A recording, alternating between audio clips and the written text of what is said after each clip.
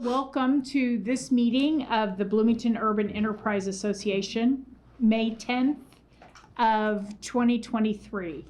Since we have people online, we'll be doing everything by roll call votes, just so everybody knows. So anyway, but thanks everybody for being here. We'll start with roll call. Paul? Paul Ash, member. Julie Donham, member. Mary Morgan, member. Felice Spinelli, member. Alex Crowley, member. Dee De La Rosa, executive director. Heather or Kate? Oh, Heather Robinson, member. Kate Rosenberger, member. Okay. And our guest here? Do you want to go through? Will Clater, Okay. yes. Okay. Stacy Brodowski, guest. Mike Brodowski, and we're all here together for Little Bub's Big Fun to propose a Small and Mighty concert series. Okay. And Jane Cooper Smith, CDFI Friendly Bloomington. okay, and then our friends from CAS. So. Yeah, and Colleen's with legal. Yeah. Okay, Colleen's with legal. Sorry. Yes. Okay. After roll call, does everybody had an opportunity? Dee sent out the minutes from the last meeting. Did everybody have an opportunity to read the minutes? Yes. Are there any changes to the minutes? I see none, so I will entertain a motion. Move to approve the April 2023 minutes. Thank you. Second. First and a second, roll call vote. Paul? Yes. Mary? Yes. Yes. Alex, yes. Online? Yes. Heather Robinson. Kate, yes. Okay, so that motion approved and passed. And for the recording, if I could just state that Mary was the person who forwarded the motion and Paul was the second. Okay, all right, thank you. Thank you. Reports, and we're moving on down the agenda. Reports from officers and committees. We'll do the director's report first. Dee? Yeah, I am still on the track to get a response from my sports locker as far as their RRF loans. I have emailed repeatedly. I've called multiple times. I've made one visit, and I've attempted to make other visits, but it's just not worked out with business hours, unfortunately, and I apologize for that. At this juncture, as far as the RRF loans overall, I am going to have a meeting with the controller's office because we've had some requests from some people who have borrowed to either have extensions or, some exceptions to be able to repay their loans. Now, everyone who has been repaying their loans has been very grateful, and those who have been having a difficult time have every intention of paying back. They just need a little bit of assistance. So I'm in the process of putting together a proposal and finishing that out and making a plan for these people. So I think that the best route for this situation is once I kind of solidify what the city would like to do with the food and beverage tax loans, I would think that one of the best move that we can make as the BUEA is to mirror some of those same practices. However, don't think that I'm not going to continue to try and contact my sports locker directly and walk in there and talk to someone in person. Well, okay, so Larry, thanks for coming, and Colleen, I did pose this to you. We haven't been able to make contact with my sports locker at all. They've not made any payments on their note. We're 9-10 months into this. I think we need to do something. If we can't make contact with them in a month, I think we need to do something. Yeah, we could send a formal demand letter and just start the process and give them a deadline, and then at that point, if we need to file something against them, we can. Okay, I don't want to unilaterally make that decision, but if we can't get in contact with them, and we've tried for a month, so I don't know what other choices, what anybody else have any input? I will say, because of the difficulty of contacting them, and speaking to, I've spoken to their general manager who has tried to make contact with, who I assume has, translated the urgency of this to the owner. I think that this is probably the direction we need to go at this juncture. I will continue to try and get and make contact But I think, yes, if we can't make contact within a month, then I think that the legal route is probably the way to go. Paul, you have any thoughts on this? I mean, are No, you? Can I ask, did we have direct contact with the owner at the time of the loan? Who did Well, we we would have had to, because they would have had to Yeah. sign something. Yeah. Now, I will say we did a lot of that remotely by e-sign, so we may not have done, so it could have been that. So I think we need to step further about seeing who signed the loan. We who know, wasn't. we know who it is. Yeah, we know who has Oh, the name okay. on the note, yeah. And Dee has got, evidently you can only contact this person on Tuesdays, and so we either haven't been able to get there on Tuesdays, or she hasn't been there other times, so. Yeah. But I just think it's been long enough. I know in my business, you just can't let things go, Yeah, or it's a problem, so. I just asked because, if there's a manager, maybe we're not getting across to the owner. Right. I feel like when I spoke to the general manager, she's very responsive, and there are just certain policies that you can't do when you're an employee. It's like I can't True. give out people's phone numbers, Mhm. things like that. The way that I have been instructed to contact the owner is by email. However, when I emailed, it's an automatic response back, and then it says to call the establishment, which I was doing in the first place. So it's a bit of a runaround as far as contacting someone directly. So Okay. I'm not disagreeing. I'm just no. I No, that's perfectly No. fine, and that's why I threw it out. You guys online, are you okay with that? Going ahead and issuing a demand letter? Yes, absolutely. At this point, I think we have to use it legal. Kate, you're okay with it too? Okay, all right. Larry, if you'll do that for us, please. So to be clear, I think, we had a conversation about this earlier, that we'll take one crack at showing up and then do it. I think, there is this, Felicia's right, the possibility that for whatever reason it's not being communicated, but so take one shot at the in-person to make sure we button that down, just because it's pretty heavy-handed if we can avoid doing it, but then we go ahead and do it. I think But we were gonna do it for the last month and a half, and we haven't gotten it done, so I don't know what other options that we have, so. well, just showing up. I mean, Yeah. I think one last time, making sure that that's covered. I mean, and I'll then- continue to go visit until the letter's ready. Yeah. And we can do it in that way. But I think we just need to move forward, Yeah. so. Okay, go Okay. ahead. For sure. The only other thing that I have is we are still in search of a labor representative for the board. Kaisa, excuse me, Kaisa in the office of the mayor is reaching out to some unions to help us out with that. So we are still on that search. If any board member does have a recommendation or anything to that effect, I would greatly appreciate it. But know that is the next position that we are trying to fill right now. This would have been Jackie's position. would have been Jackie Jackie's Anna's position. But that's I can reach out to some folks too, Dee, if that's helpful. that would be very helpful. Okay, all right. All right. All right, so that's all I have. Well, you want to talk about the financials, and then we don't. Oh, I'm sorry. Yeah. So unfortunately, there was some issue getting the financials corrected, and there wasn't enough time to get the correction done through the Office of the Controller. So Cheryl will not be here to give the financial report. We will look at April and May's financial reports in June. All right. So if that's all under your reports? Yes. Okay. Moving on to new business, and we have Jane, who has joined us. Old face, new business, right? Thank you for. Get her back here sometime. Exactly. You Exactly. can run, but you can't hide. Dee, are you presenting that slide deck, or should I try to? I'm about to. It will look familiar to everyone too.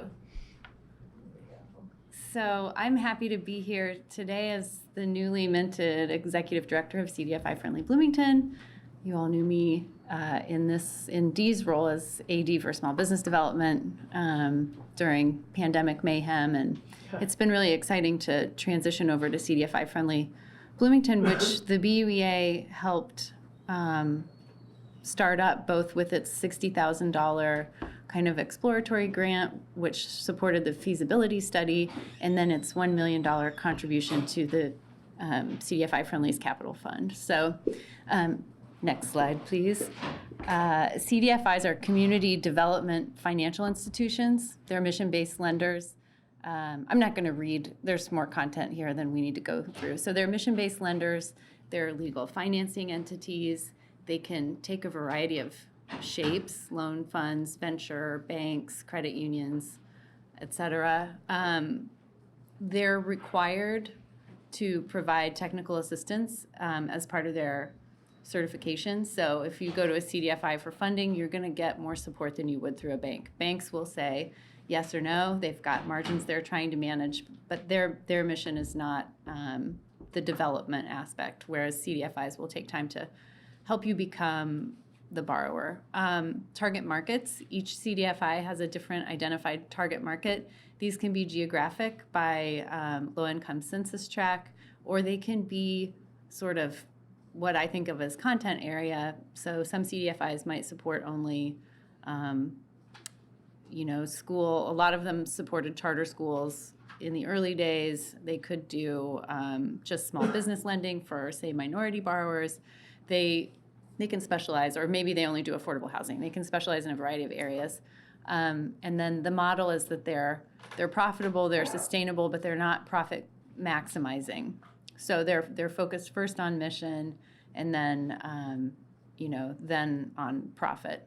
Next slide. Just as a little bit of background, CDFIs grew out of the 1977 Community Reinvestment Act, which sought to reduce credit-related discrimination. This was largely how the federal government pushed back against redlining.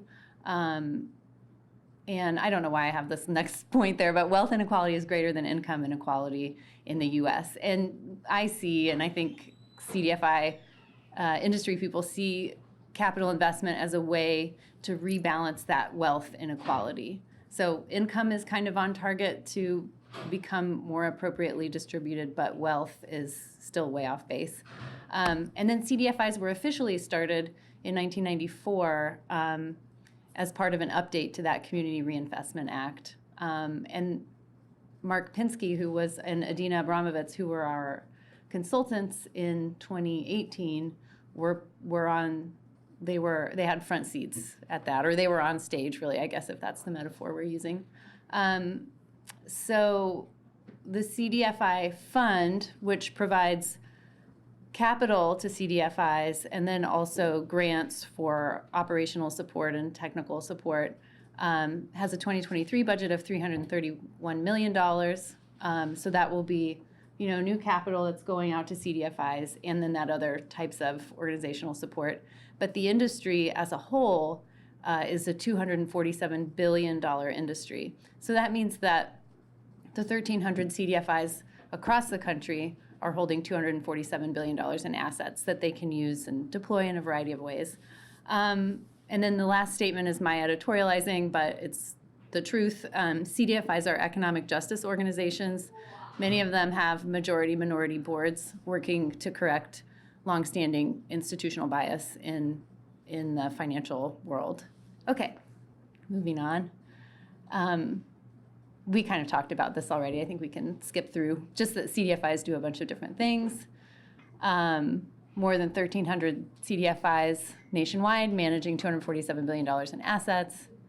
And then there are some stats about what that has meant in terms of jobs, housing, small business support, and community facilities. So we can move on. And then this is kind of interesting because it gets to what we're doing here in Bloomington. So the problem statement, we know that communities less than 250,000 are underserved by CDFIs. That just means that those markets are not robust enough to support their own CDFI, and with the geographic distance, it's hard for CDFIs to know what's going on in those individual communities. So our mayor, through his background in the CDFI industry and his connection with Mark Pinsky and Adina Abramovitz, could see that we had an unmet need in our community, but that we were also too small to support our own CDFI. So the solution was to develop this hybrid organization, Friendly. And so we work to develop and organize our market for our national CDFI partners, and also do business development and provide technical support for our local marketplace. So what that looks like on the daily for me is just answering questions, saying yes. Do you know about a mortgage product that might work for Habitat to offload some of its mortgages? No, but I'll find out. It's right now it's very much kind of a fun research phase where there are no no's. I'm just working to help address community need, and there aren't always yeses at the end. There isn't always a loan to close, but there's always an educational process, and there's also just the tightening up of our community organizations. So I really feel like I'm only 2 months in, but I feel like I'm really helping be some of that connective tissue. So the Friendly model, Friendlies pick up where banks leave off locally. That means that if Julie can't extend a commercial loan to a small business because the model that the business is showing is not quite profitable enough, she, instead of just saying, no, I'm sorry, I can't help you, she can say, we can't help you, but I'd like for you to talk to Jane at CDFI Friendly. They have access to an entirely different network of funders that can take more risks than banks can. So what happens is, instead of a no, that person gets another resource, another asset, or not an asset necessarily, but they get another connection, and I can help them either plug back into that business development network, whether it's with Steve at SBDC or SCORE. We have a lot of good resources, or it's just they're maybe ready to borrow, their paperwork looks good, then I just start taking them and shopping them around to different CDFIs. Friendlies can mitigate risk and cost to borrower through, this is not my sentence, people.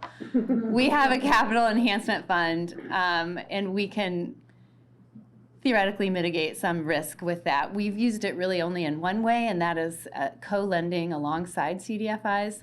So I'm not sure what the next slide is, but we can keep moving along.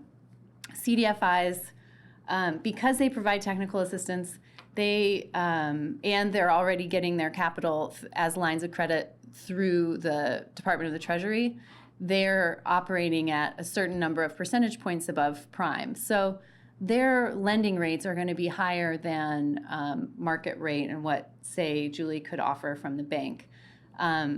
They do this, I'm sorry, totally lost my train of thought. So this is to say a CDFI might be able to say yes to a borrower, but the deal might look slightly less appealing to that borrower. So this is where our capital fund comes in. We, through the Bloomington Urban Enterprise Association's commitment and the RDC's commitment, along with a three-way line of credit from local banking partners, we are able to offer capital alongside a CDFI at an artificially suppressed rate. So the last loan that we offered was at 3%. I think that CDFI, it was before credit started jumping. This was in February, interest rates were a little bit better. So the CDFI came in at like 7 and we came in at 3, and then the borrower had a blended rate. So their financials just worked really well.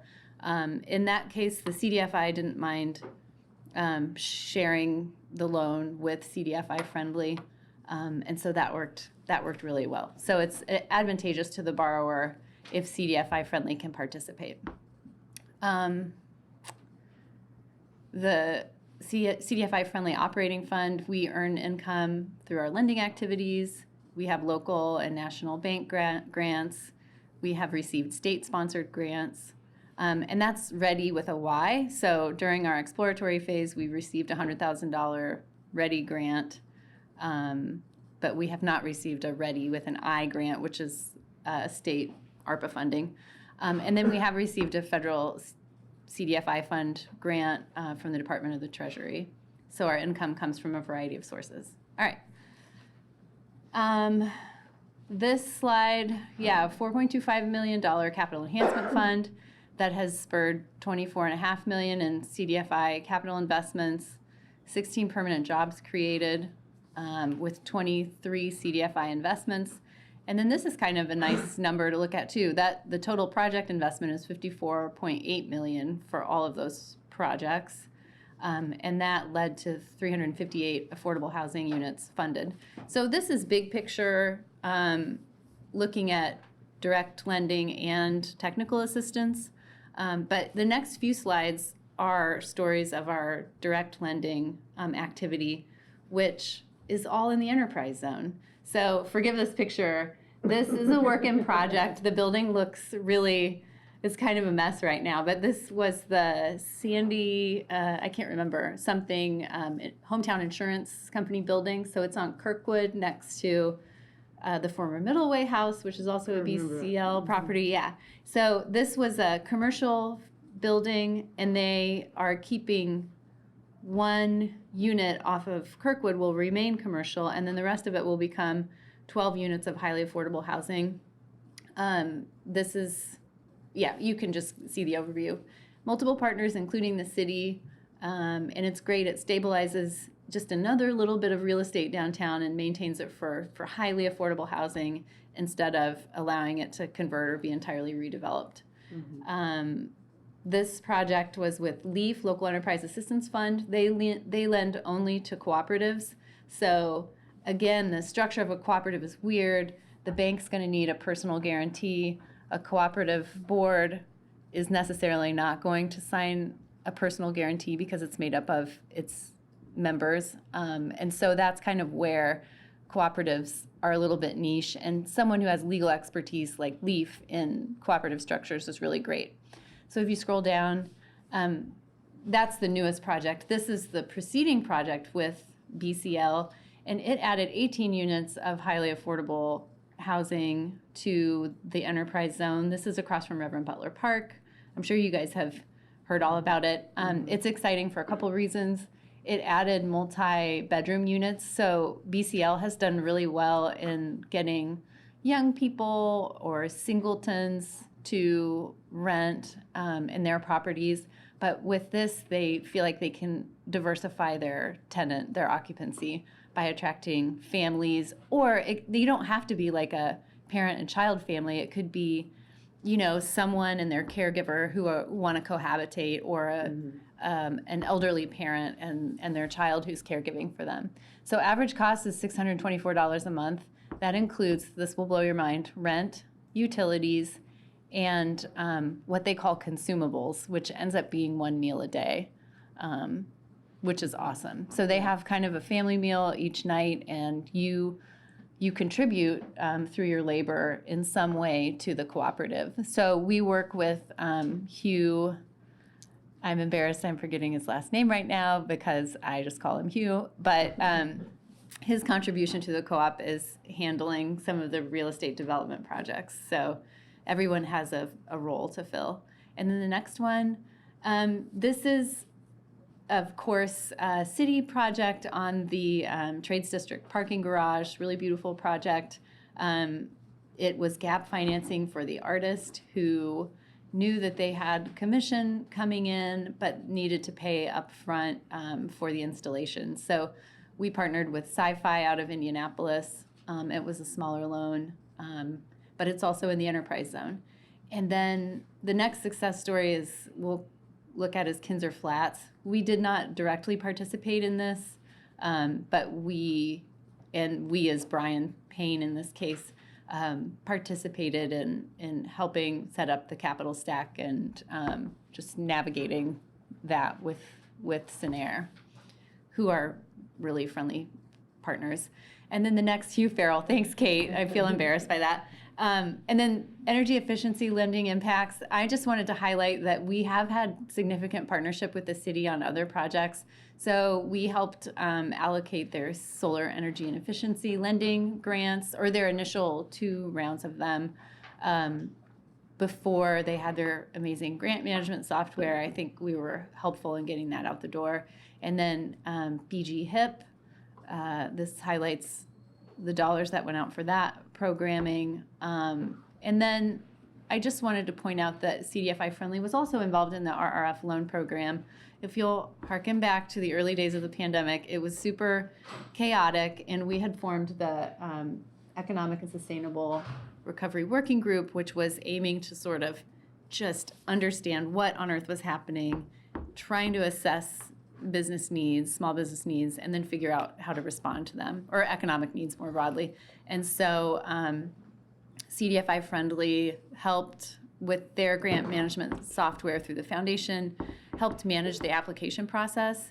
And I don't think they charged anything for it, and I think it was a lot of labor. So on the city side, Alex and I were receiving recommendations from CDFI Friendly downstream after the applicants had already been vetted and been through this multi-person review process. So that was, as you all know, that was $1.62 million that went out. And CDFI Friendly didn't hold any of that money, but they were instrumental in getting it out the door. And then it's just my contact information. So where we are now, I think is just, I'm out in the community. I'm doing lots of community development and business development work, trying to understand market needs.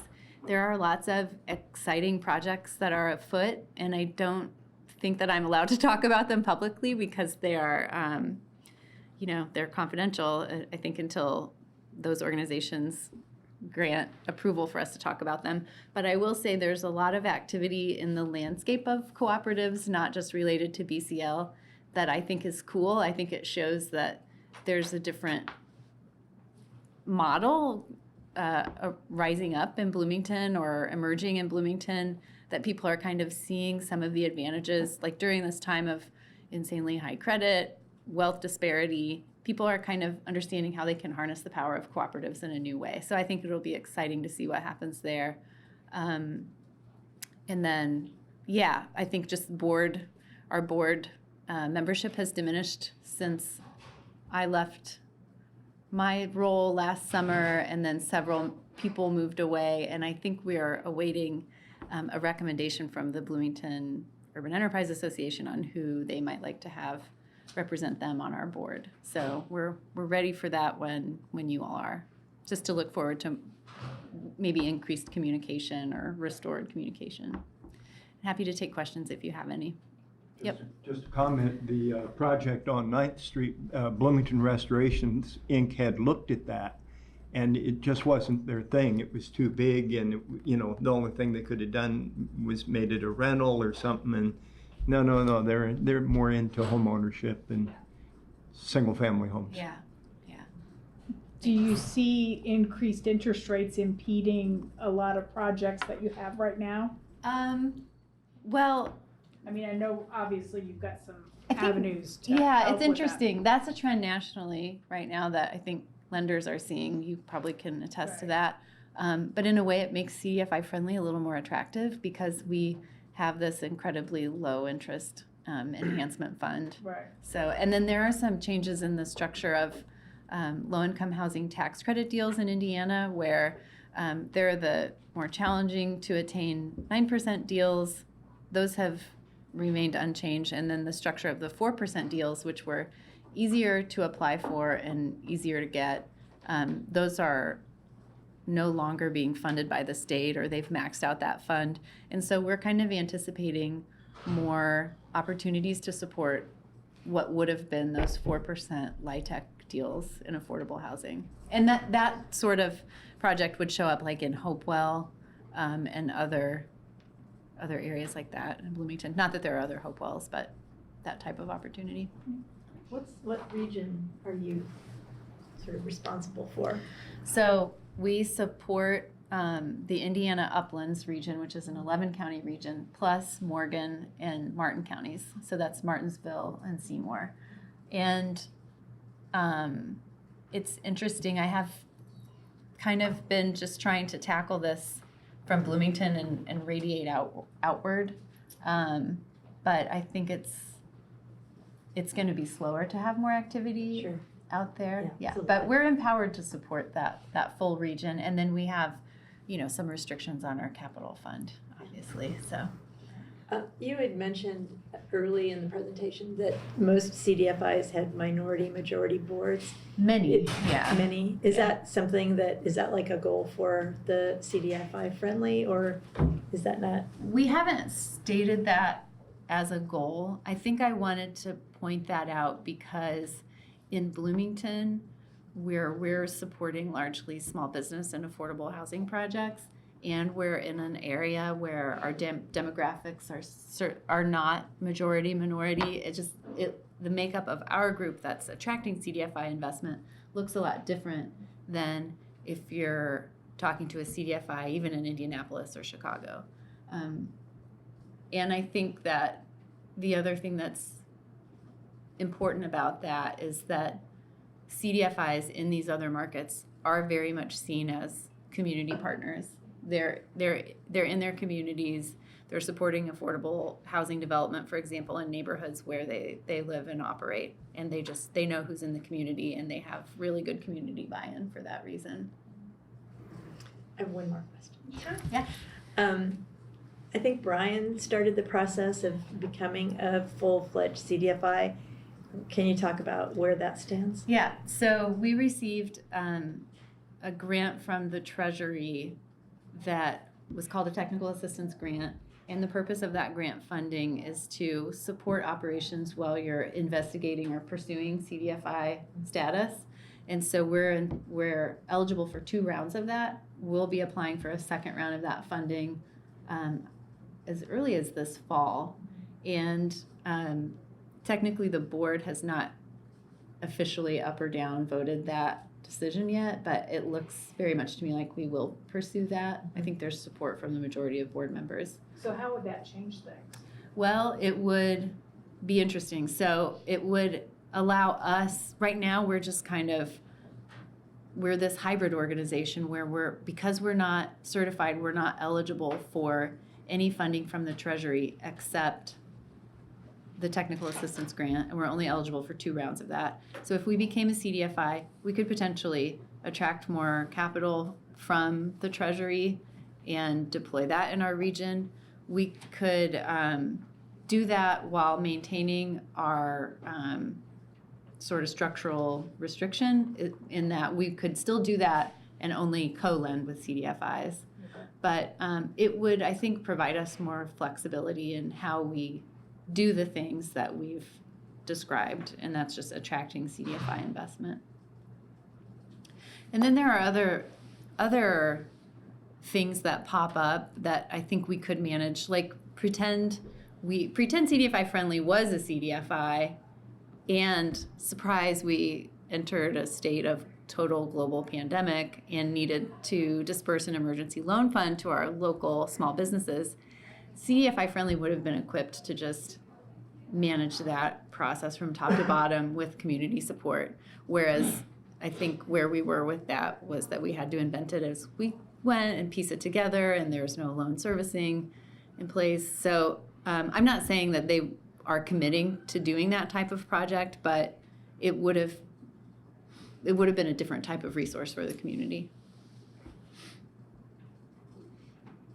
It also bears restating that this concept is incredibly innovative, right? That we literally invented it in Bloomington. It's become something that other Indiana communities have picked up on, and it's also becoming a national trend, right? So the early investment that the BUEA made, which was a huge, lift for us, has really kind of spawned this. I mean, it's sort of being validated not only by the stuff that has happened locally, which is a really important aspect of this because that's what we're interested in, but it's also validated the model by virtue of this model being activated nationally. So, I think that's pretty cool to have sort of launched this kind of thing here. And I know I sat on this board when we decided to fund that initial exploratory grant, not to go on too long. I know you guys have other things to talk about, but, and I think Julie, you and I were just we weren't skeptical, but we were being cautious, and Right. we kind of were maybe a little more hesitant and moving a little more slowly than others. And I think part of that was because we're operating only from the Bloomington context, and it's really hard to see what's happening nationally, and is this really as meaningful as is being described to us. And I have to say, it's been really interesting to see how much Mark Pinsky's advocacy really means on a national level. For example, just looking for consumer mortgages or a flexible consumer mortgage project for a specific, or flexible consumer mortgage product for a specific research project.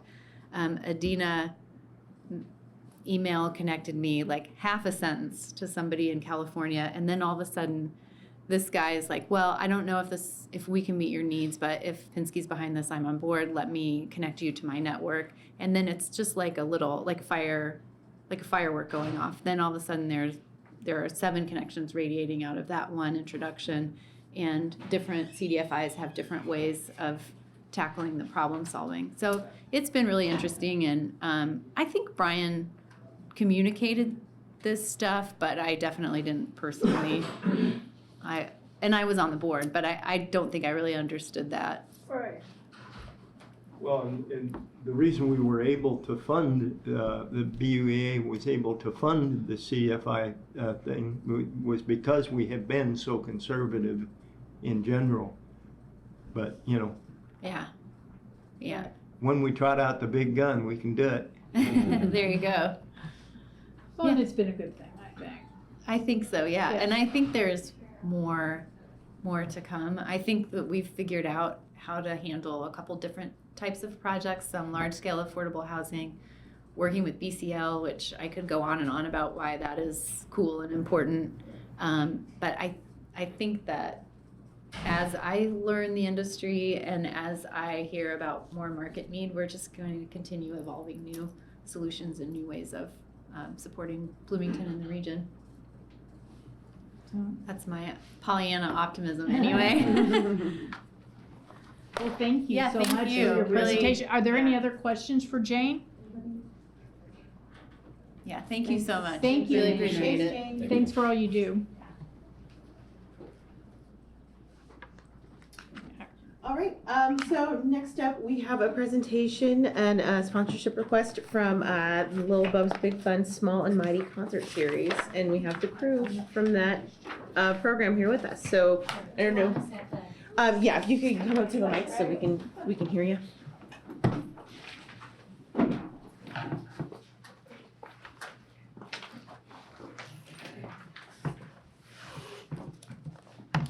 And you just let me know when you're ready for me to share the screen and get that going.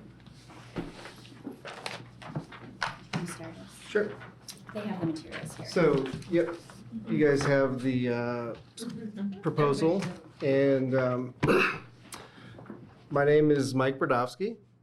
A little bit about myself. I've moved to Bloomington in 1998 to go to school, and somehow I still live here 6 years later. So I own Russian Recording Studios. We are celebrating our 20-year anniversary. I'm also was the fortunate person to have been chosen by a very special magical space cat named Little Bub. I don't know who here is familiar with my cat Bub, but she was Bloomington's #1 celebrity for many years. Little Bub ended up becoming quite a big business for us. It sort of set my life on a different trajectory. And so we have an online store, and we've always worked very closely with the local Bloomington community with our merchandise and design and all that. And through the Little Bub situation, we developed, so as my cat, just a real quick story, became extraordinarily famous by accident. And no, it wasn't something I ever set out to do. I sort of just went with the flow. one thing led to another, and we're on Good Morning America. We got book publishing deals, and throughout all that, I managed everything myself. I refused to have any sort of agent or management, and I wanted to keep it all about her and her message, about celebrating our differences and also about animal welfare. And from the very first T-shirt we sold, which was just for my friends, we've been giving back, starting with our local Bloomington animal shelter. And over time, that all grew, and we first founded the first National Fund for Special Needs Pets, Little Bub's Big Fund, with the ASPCA. And that was just a fund that lived within the ASPCA. And then after Bub passed away in 2019, we took over that fund, and Stacy is the director of our own 501c3 nonprofit, Little Bub's Big Fund. Technically, it's Little Bub's Animal Welfare Organization. So that's what we're here is with our own nonprofit, Little Bub's Big Fund, which we officially got our status in 2021. Correct. And then I also own a property company called Quishman Properties. It's a funny name. That's what we call our son Roscoe. When he was 6 months old, he would scream all the time, and we called it quishing. And then I had to start this property company when I purchased the building that my studio's in, which is 1021 South Walnut and located in the Urban Enterprise Zone. So Quishman Properties is named after our son Roscoe. And so the studio started 20 years ago.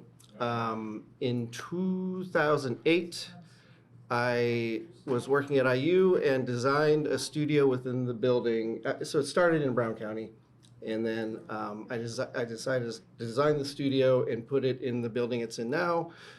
Somehow in 2008, of all times, Monroe County Bank believed in my vision and actually gave me a loan in 2008 to build a studio. And so I built it, and that's when I realized, I guess I live here in Bloomington now. It was a pretty big commitment. And so that was 15 years ago. For our 15-year anniversary, we had a big block party in the parking lot of the studio. It was a big fundraiser. We brought, I think, over 600 people, and coincidentally, Duran Jones and the Indications headlined that event. It was just a really huge success. We raised about $10,000 for Indiana Recovery Alliance and Community Kitchen, both organizations that are in our neighborhood. We want to sort of give back to the neighborhood that we were in. And this year is our 20-year anniversary. So a quick note about the property. I own the property, 1021 South Walnut, purchased it in 2015, the year my son was born. Obviously, that's why it's named after him.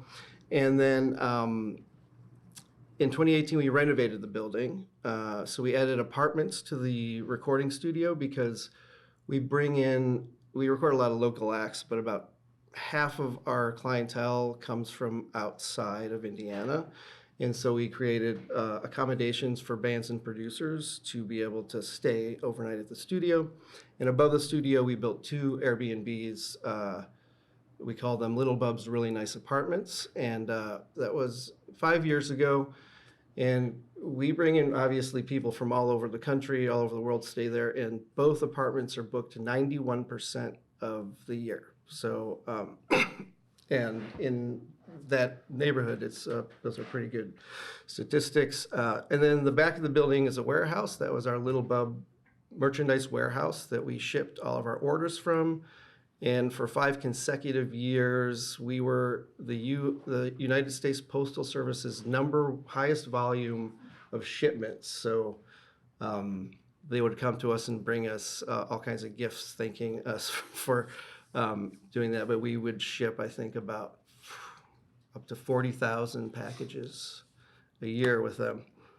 And so this all brings us to the Small and Mighty Concert Series. So like I said, we started Little Bub's Big Fund, our own nonprofit, and a big part of our work over the past 2 years is developing sort of community enrichment projects. Since 2021, we have awarded 47 grants totaling over $300,000, which is pretty impressive when you consider the only person On staff is my wife Stacy. One person working part-time at the time. That's a pretty big number. So we came up with this idea, Small and Mighty, concert series that basically brings together all of the things we're passionate about. Music, my recording studio, Little Bub, and our mission to bring people together. So it's sort of like a small studio that turned into a big thing, a very small cat that turned into an even bigger thing, and a small town doing big and mighty things. That's what Bloomington is. So with our network of people, Will has shot 90% of the Bub videos we've made. Justin Volmar back there was one of the camera guys for the event and for the trailer you're about to see. It's a very small town, but I believe we can do really big things. There's a lot of talent here. So I think that's a great time to pass it along to Stacy. Sure. So I just want to give you a little bit more about this series. So we really believe with our nonprofit work that collaboration is the future for a lot of nonprofit work. And because we are here locally, but we have had a national presence, we're able to bring a lot of resources to Bloomington that other nonprofits that are our size, me being the only employee, wouldn't otherwise have access to. So we had been thinking of ways for a while that we could utilize what partnerships we had to create some community enrichment in the area that we live, in the area that we work, which is an urban enterprise zone. So that's where Small and Mighty was born. We wanted to create something that was accessible, something that would allow us to do youth programming, but would be accessible for any and all people in our city. And I don't know if everyone had a chance to review these materials before the meeting today. Yep, okay. So I want to just give like a brief aside as to why we focused on it being an arts initiative. So if you'll go with me there for a moment, I want to speak briefly just about the science of neuroaesthetics. And so neuroaesthetics, if you're not familiar, is a body of research that offers proof of how our brains and bodies are transformed when we participate in the arts and aesthetic experiences. And those experiences also include animal welfare programming, because we're kind of grouping these things together in our outreach initiatives. So not only this, neuroaesthetics speaks to the life-altering nature of such experiences and how this knowledge can improve our physical and mental health, help us learn and flourish, and build stronger communities. And so those are a lot of the mission moments that we're trying to create through this series. And I think what we're getting at is that a lot of people think of arts as entertainment or an escape, sometimes a luxury.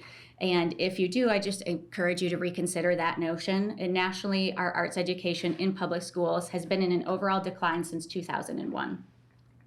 And also national polling in opposition to that shows that 88% of Americans agree that arts education is an essential component of a well-rounded education. But again, in opposition to that feeling, there has been a persistent decline in support for arts education, in particular in communities that are unable to finance it on their own. So through Small and Mighty, we're able to offer these enrichment and community initiatives totally free of charge to all schools and youth associations in our area. And I really truly believe that access to arts should be something that every person, especially our young people, have access to. And given what neuroaesthetics as a field shows us, we should be striving to deliver arts access to people in all of our communities, regardless of their socioeconomic status or physical ability, because access to the arts improves the well-being of everyone. And so that's what we're aiming to do through this initiative. And just to give you some facts that support that, just access to one arts experience every month throughout your life can extend your life by 10 years. Playing music increases the synapses and gray matter in your brain and enhance learning. The vibrations from music create sound waves that counteract anxiety. Immersive art experiences dissolve the boundaries between art and viewers, engaging all of our senses and strengthening our cognition and memory. So Small and Mighty is a multifaceted community enrichment programming that offers an ongoing access point to the arts while at the same time investing and strengthening in our community on many levels. Small and Mighty at its core is an invitation to celebrate art and music's often forgotten power, and we hope that you'll see the value in that invitation. And to show you the proof of concept, we filmed our first series in studio on April 30th with Duran Jones, and we have a short trailer that we'll graciously put together for us very quickly so we could show you the visuals of that today. And before we play it, I'm very excited for you to see it. I realize we're very familiar with exactly what Small and Mighty is, so just in case you haven't had a chance to read this over, I'll read it real quick. Little Bubs Small and Mighty is a semi-annual live concert fundraising series with intimate, one-of-a-kind storytelling performances by nationally renowned artists, filmed and recorded before a live studio audience and made available to the public through a ticketed live stream broadcast through a website called Veeps, which is owned by I think the Madden brothers. Live Nation. Yeah. So they have a huge reach, 21 Their million newsletter people. goes out to about 21 million people. And they're in very big support of this. They are very excited about this. So this unique series provides opportunities for transformational moments and community enrichment while raising money and awareness for special needs pets, focusing on restorative justice, community care, and accessibility. Sorry, I am parched and I did not bring water. Each concert is an elaborate production. It's filmed and recorded at Bloomington's beautiful Russian recording with a multi-camera film crew, lighting and set designer, and then it's all edited and mixed and mastered for an exclusive ticketed live stream. The live studio audience will be limited to no more than 35 people, with most of the seats filled by local youth audience of the artist's choosing, typically a demographic that otherwise does not have the resources or access to an event like this. So all the proceeds will be split between Little Bubs Big Fund and our partner organization. For this year, we're partnering with Girls Rock Bloomington. And credit to them, Amy, the director, thought of the name Small and Mighty. So. I think we're ready for the trailer.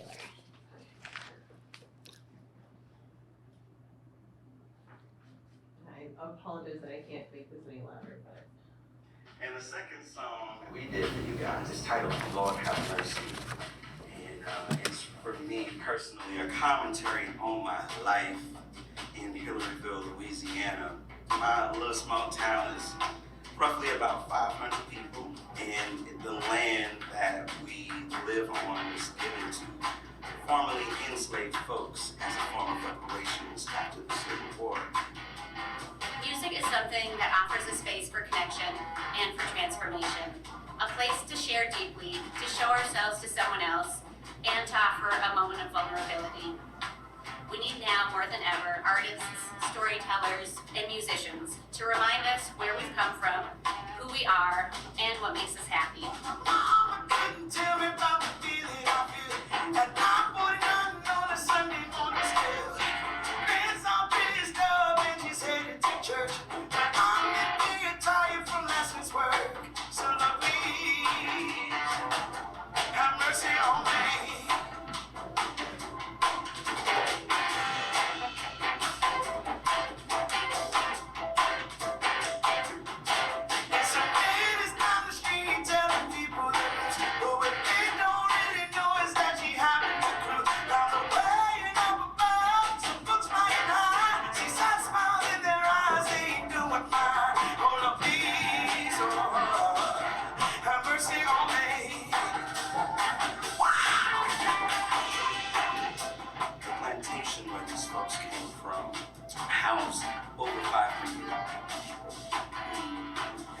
And tilled the land, sugarcane, 10,000 acres of it.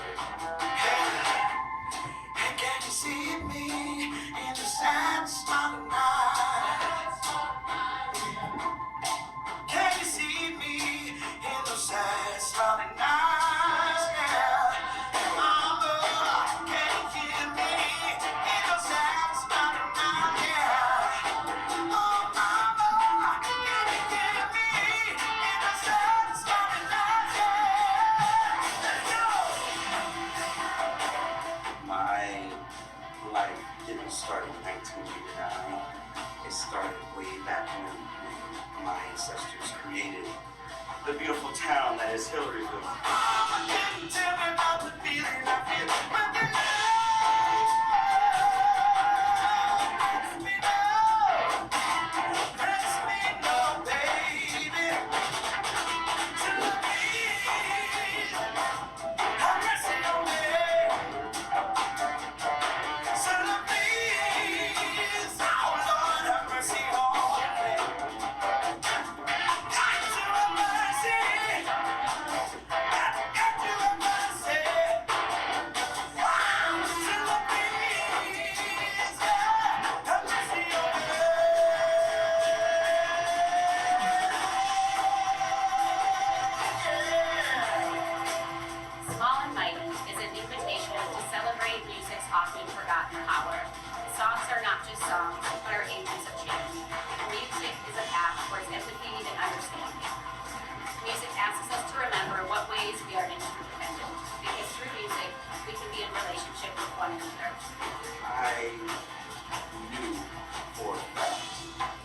I wanted to tell my story, that I had to include theirs as well.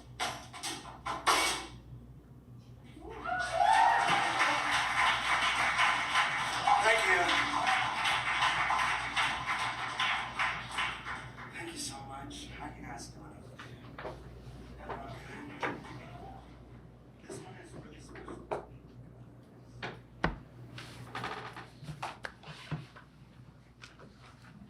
So I know we've given you there's a lot of moving pieces and it's a lot of information. And there's just one other point I think is important to mention that we're able to do that I think will create lasting impact and investment in this series, which is we have a partnership with a national organization called every.org, and they are really transforming the way that nonprofits are able to operate, and I think will transform it nationally, and that's already underway.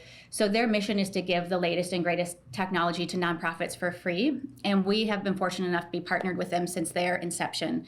And so what that offers us is the ability to offer fiscal sponsorship for other partnerships. So when we have an artist come, Durand had a very specific interest in supporting arts education. So we're able to divert some of the funds raised and have a fund be in his name that's under the arm of the BUB fund. And then he'll have a vested interest in maintaining that connection with our local community here. And that's something that we hope to create ongoing. So when we're bringing artists in, we're operating from the point of making sure that they have a reason to keep coming back here, a reason to keep participating in this series.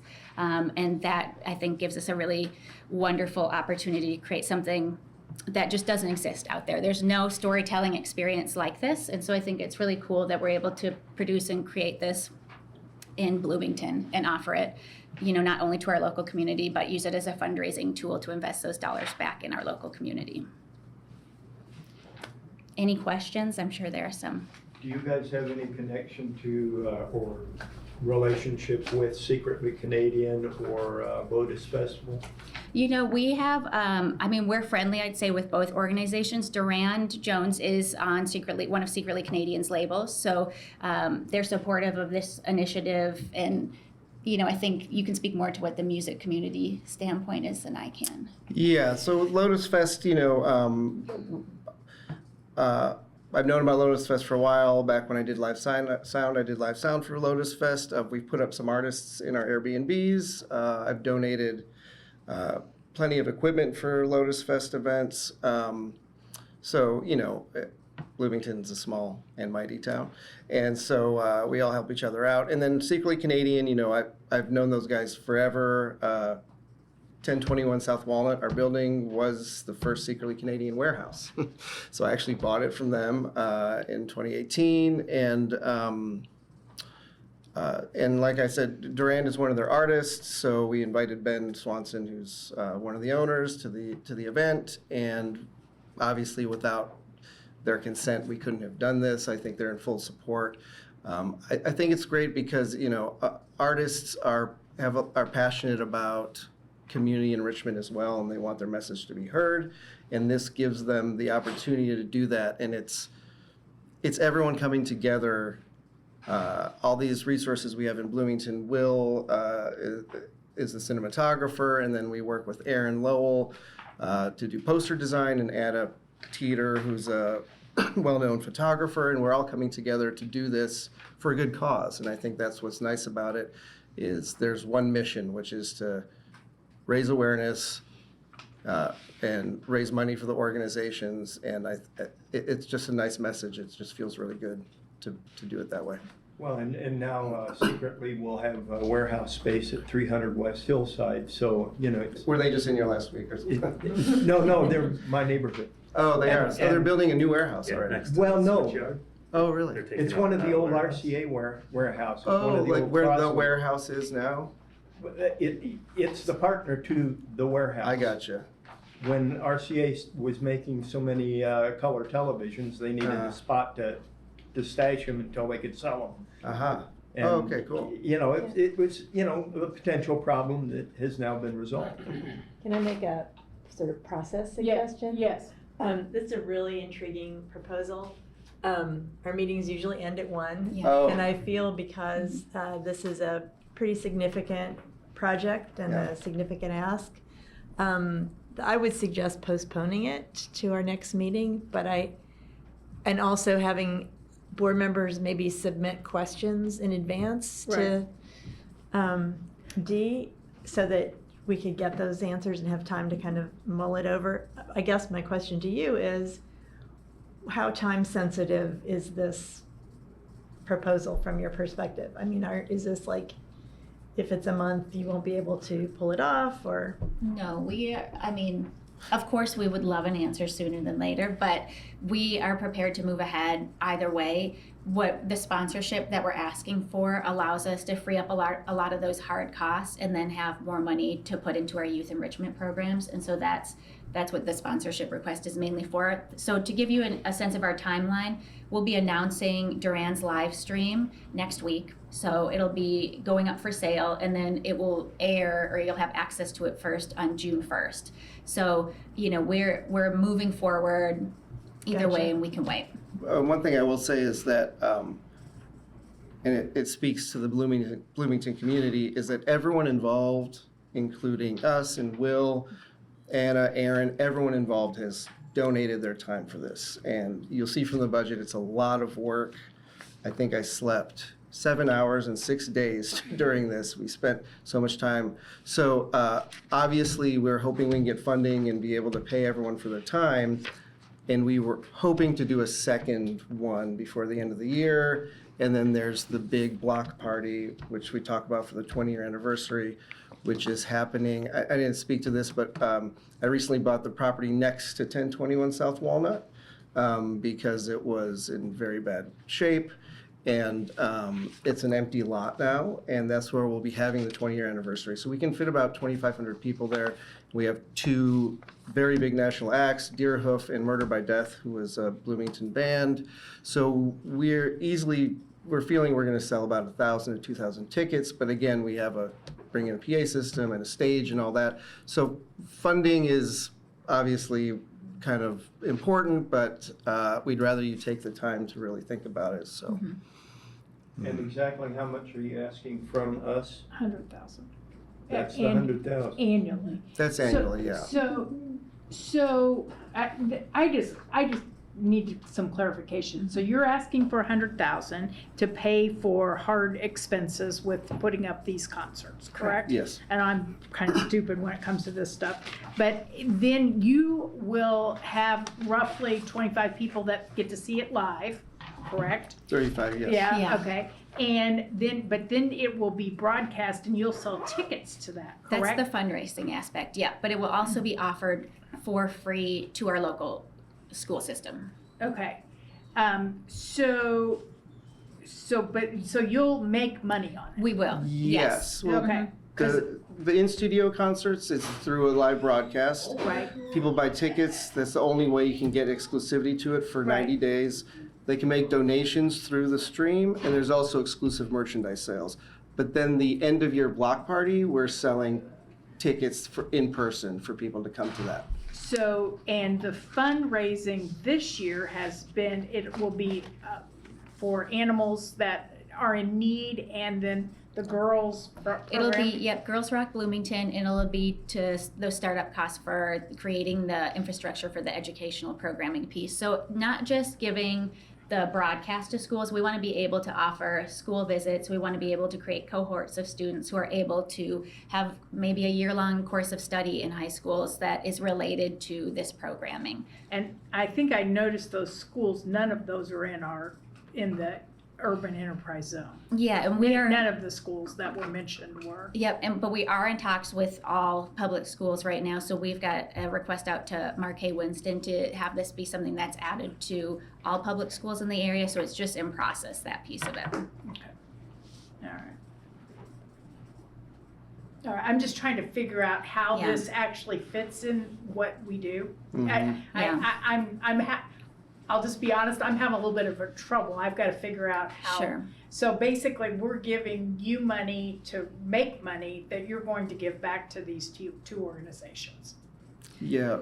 In a sense, so more so, we're able to raise, so even if we didn't get the sponsorship, our projections are that we'll be able to raise over $100,000, we think, through this concert series, and that's a very conservative amount with what estimates, and that's where if you have more questions about the financial projections, we can speak to those.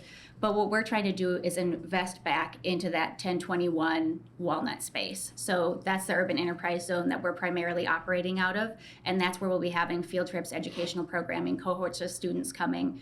And so to us, that's the tie-in, in addition to being in all schools in the area. So it's not really to invest back into charities, it's to invest back into your building.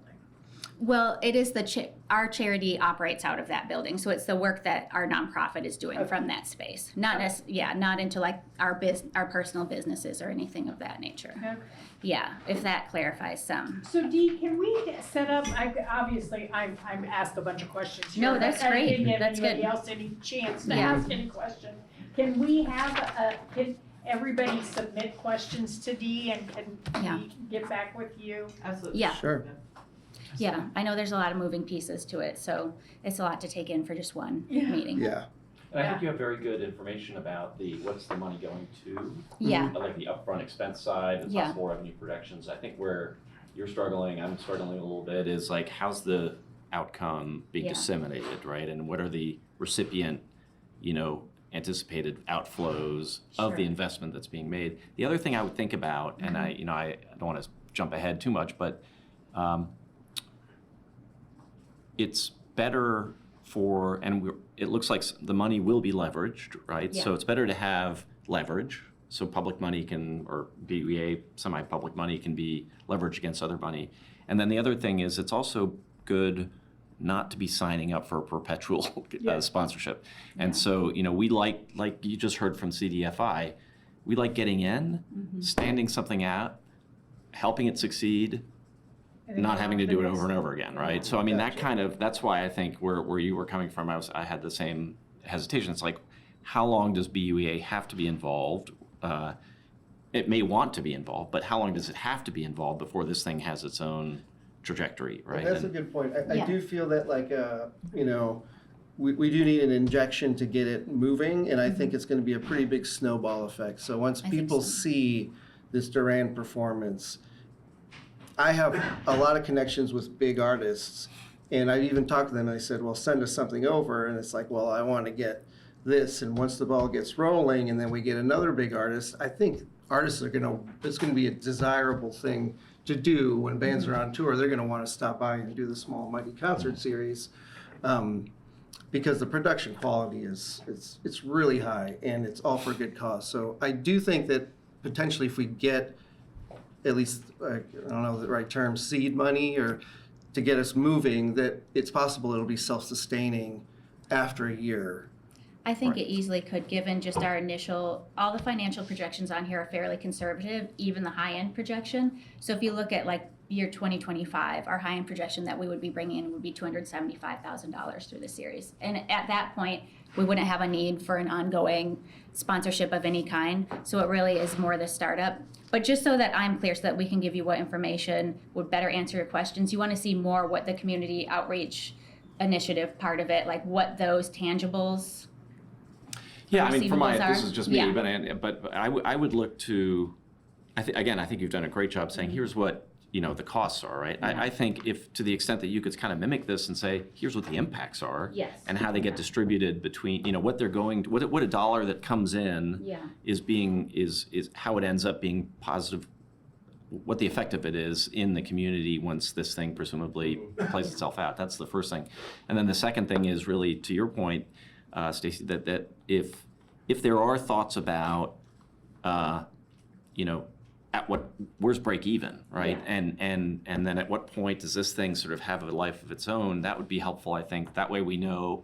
And it could be that BUEA has, puts in 100 the first year and 50 the second, and we know that that's coming, that's it, right? Mm-hmm. But just having some visibility into what that future projection looks like. And I know it's a little unclear yet because you haven't done it, but if we can get some visibility into that, that'd be helpful. Yeah, absolutely. I think we can do that. And we do have a lot of those, like the community impact mapped out, so that's something I can get to you pretty quickly. Right. And I think too, the impact for the urban enterprise. So. Yeah. Mm-hmm. Okay. Yeah, this is a big ask. Yeah. We know. Sounds great, though. Yeah.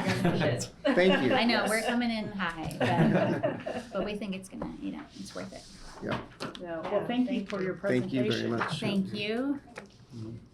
Is there any more business? But we should ask them to come back on at the next meeting. Yeah, What is the date? It's The June 10th. 14th. Yeah, 14. I think we're in town. Is that? Yeah, that I goes think very that's good. quickly. Let me just write it down. Same time, noon? Yeah. Let us know if that's an issue, because did we talk Yep. about maybe not? We're in May. We Mm. talked about not meeting in July. Yes. Yes. Yeah, We you're good. are in time. We're good. Okay. But I think prior to that, everybody needs to get Dee some questions and, Dee, it would be helpful if you could share some of those questions with the whole group. Sure. So we kind of know where we're headed, because obviously everybody has some different questions, Yeah. so. Absolutely. That sounds good. So, if the board can kind of do that maybe prior to next Wednesday, that would be very helpful. That would be very helpful. Yeah. So, anyway. Is there any other business to come before the board?